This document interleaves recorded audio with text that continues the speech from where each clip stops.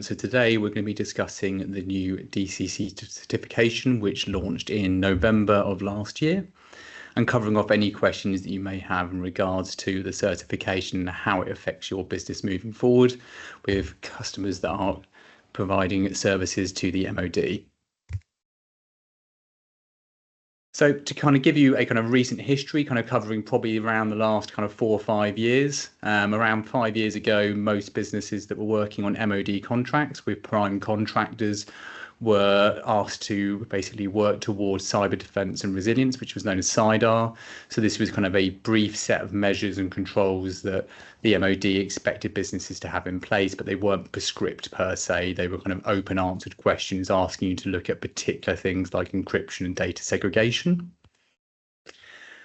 And that was then certified by the MOD themselves using the process known as the DART process. So this was monitored and audited by the MOD themselves. You would send in and complete a form online that would ask some broad questions about what you were doing in particular circumstances.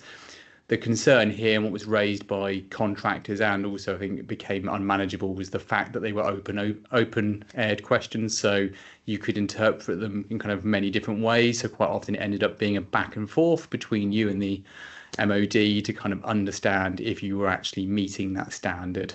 So you had some certain customers that would go to the nth degree and may have kind of overshot what the expectation of the MOD was, and some that were falling short of that.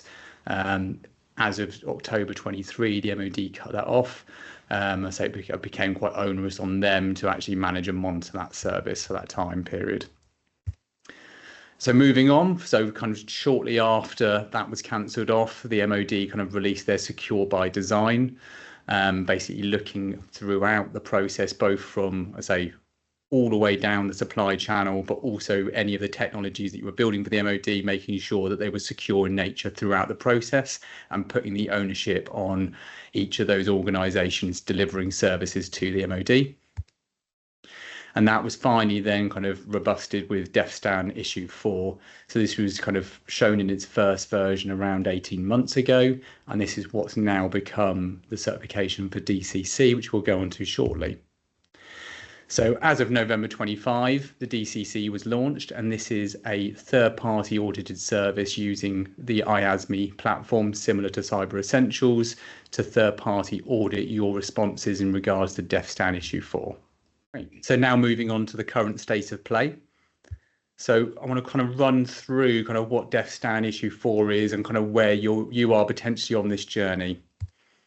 So DEFSTAN is issued in 4 different levels depending on the level of data handling that you're completing. So if you're working on official sensitive or above work, then you're going to be in the upper levels of this. This will be defined by the prime and the flow down service, which we'll go through shortly as well, and how that works. So at the bottom level, there's an expectation that you have Cyber Essentials or Cyber Essentials Plus throughout any of these levels.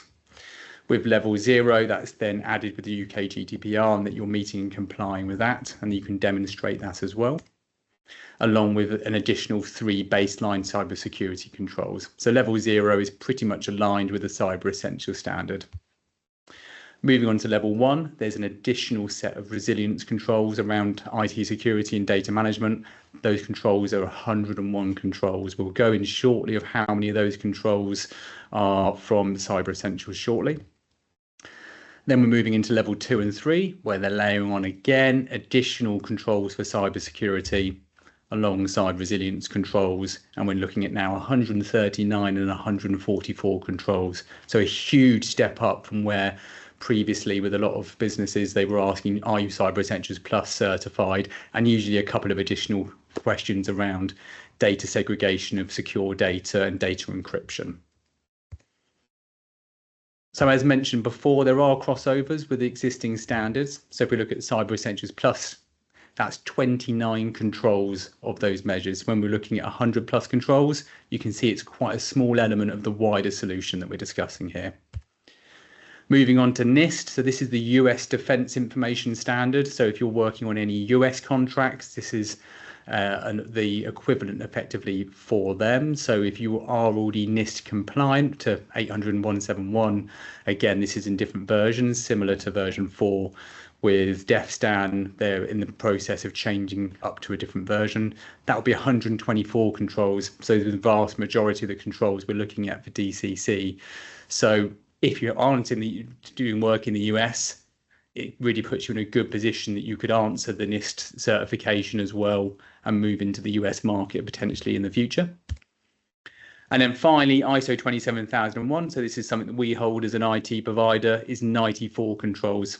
Do remember that these controls do cross over. So actually a control in ISO may match one in NIST and so on. So it's not an additional set of controls above any of the other platforms. And then moving on to flow down. So in the current state of play, the prime contractor, so your BAEs of the world, let's say we're making a tank, for example, would then be working with tier 1 and tier 2 suppliers.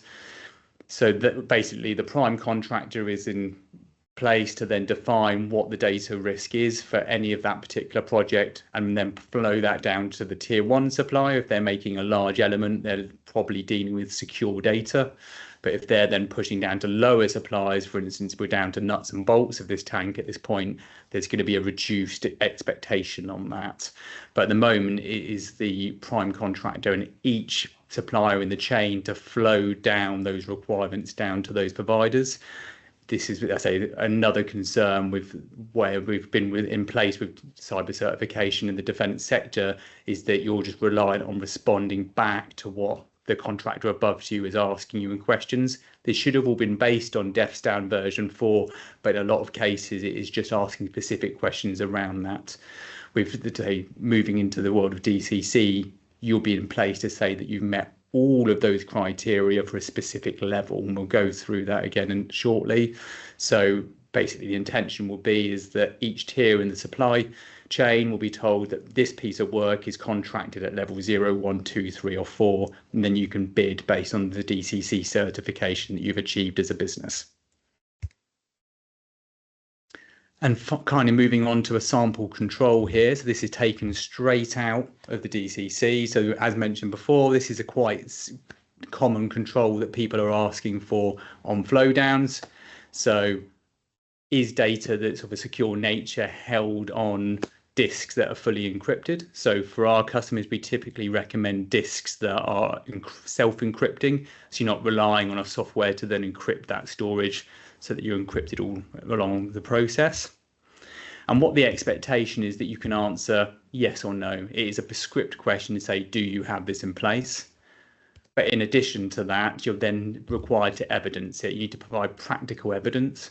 So as mentioned before, full disk encryption is the preference and what we'd always recommend, but you could look to use that with encryption software. You would then be asked to evidence it through screenshots and reports, alongside any policy documentation that you hold internally for those processes. So now we're moving on to what DCC is and how that will affect businesses. So what is the DCC and why has it been put in place? So as kind of mentioned throughout the webinar to date, this is a defence sector specific certification. So it's looking to enhance the UK cyber resilience security and make sure that it's in place across the board. So I think speaking with a number of providers that are providing to the MOD over the past 3 or 4 years, because there's not been a prescriptive standard, there may be kind of varying degrees of security controls in place for these organisations. So it's setting that benchmark in stone. As mentioned again previously, it is aligned to international standards. So it's looking at that US defence standard for 120 plus of those controls that are in place. So again, it puts you in a good stand if you want to move into those international markets and making sure that everyone is aligned when there are deals that are working between international providers. And then it's a single certification. We're not looking at referring to 3 or 4 different standards and sets of documentation. It just becomes a single stop shop when it comes to cybersecurity for the defence sector and the supply chain. So how does the certification work? So in regards to certification, it is an audit that you would need to take account for yourselves or work with a third party with.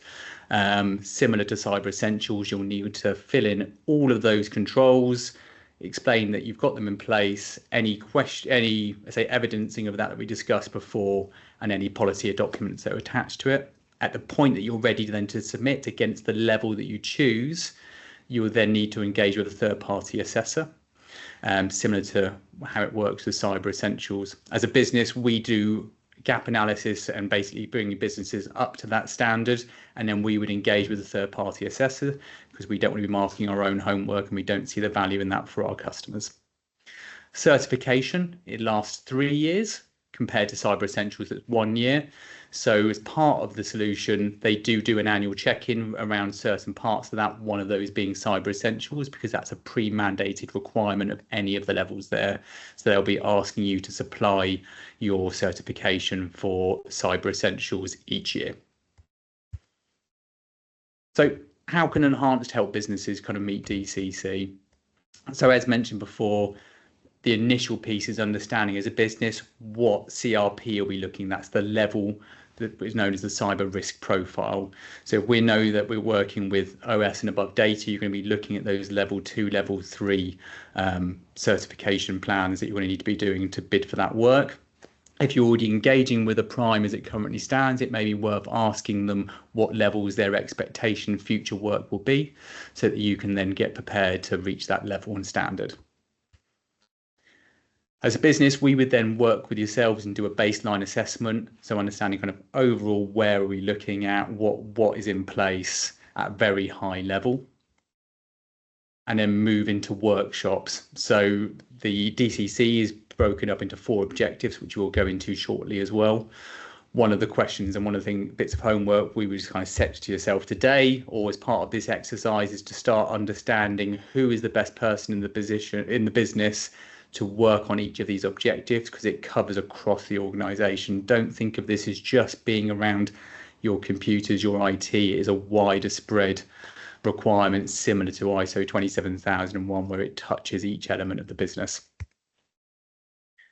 Following those workshops, which I say we would take place with ourselves, your teams and individuals for each of those objectives, we'd break those into 4 separate workshops to cover those. We would then create a gap analysis document detailing any remediation that needs to take place. A number of our customers will have internal IT teams, some of them will not. So in that case, it's then breaking out that scope of works, working it with yourselves at what speed you want to complete that work, and whether the work is going to be completed internally by yourselves or with the assistance of ourselves.